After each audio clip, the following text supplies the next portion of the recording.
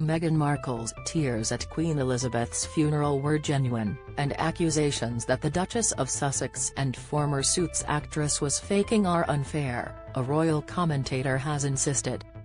Jonathan Sacerdoti was speaking after Meghan was pictured streaming down her cheeks as she watched the Queen's coffin being driven away from Westminster Abbey on Monday.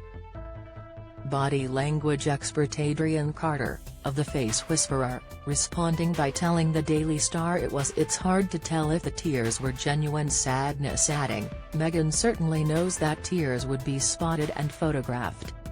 Tom Bower, author of Revenge, Meghan, Harry and the War Between the Windsors, told GB News, "The only person that Meghan I think at the moment is crying for is for herself. Certainly not for the Queen." However, Mr. Sacerdoti, a journalist who is a regular on Sky News, the BBC and other outlets, as well as a contributor to The Spectator, was less skeptical.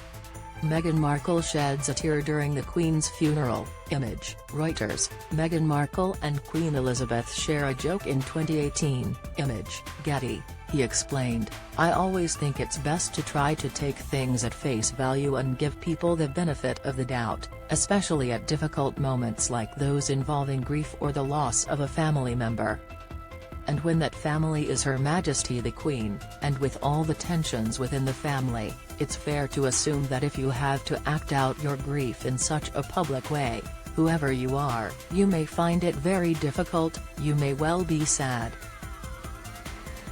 And so I don't think it's fair to accuse people of faking when we have no reason or evidence to suggest that that's the case." Read more. Widespread draft dodging is likely after Wednesday's incendiary speech. Meghan Markle and Prince Harry in Westminster Hall, Image, Rex/Shutterstock, and I will say that she also has spoken in the past about how lovely the Queen was in welcoming her to the family. "I believe that she's been quite careful not to make allegations and accusations about the late Queen. On the contrary, she was quite warm about her when discussing in the past and we all saw it.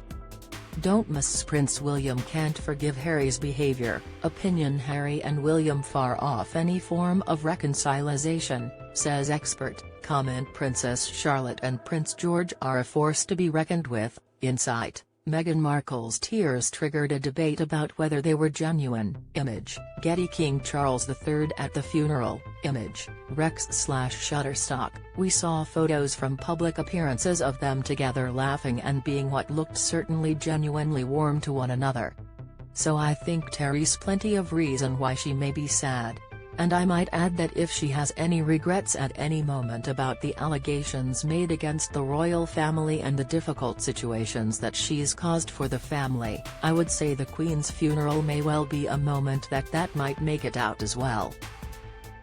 Queen Elizabeth II's coffin in Westminster Abbey, Image, Getty, because if she has those regrets, she may well feel sad in the moment of the Queen's funeral or mourning about having made life difficult in any way either for Her Majesty the Queen or for His Majesty King Charles or any of the rest of the family. And even if she doesn't regret it per se, it might make her sad. Harry and Meghan have agreed to several high-profile interviews since their departure from royal life, including a bombshell sit-down with U.S. talk show host Oprah Winfrey in 2021.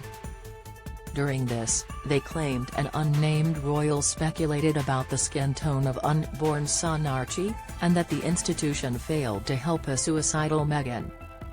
Queen Elizabeth II's coffin is borne away as royals watch, Image, Rex/Shutterstock, trending. Meanwhile, Buckingham Palace is bracing itself for Harry's forthcoming tell-all book, which he said will be an accurate and wholly truthful account of his life.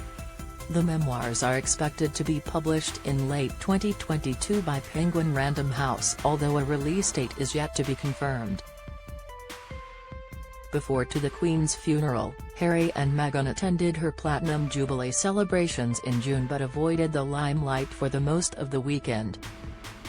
It is still unclear whether they will attend the coronation of Charles III, and it remains to be seen whether differences will be put aside in a bid to heal the rift for good and if this would signal a return to them becoming a more permanent fixture once more in future royal events.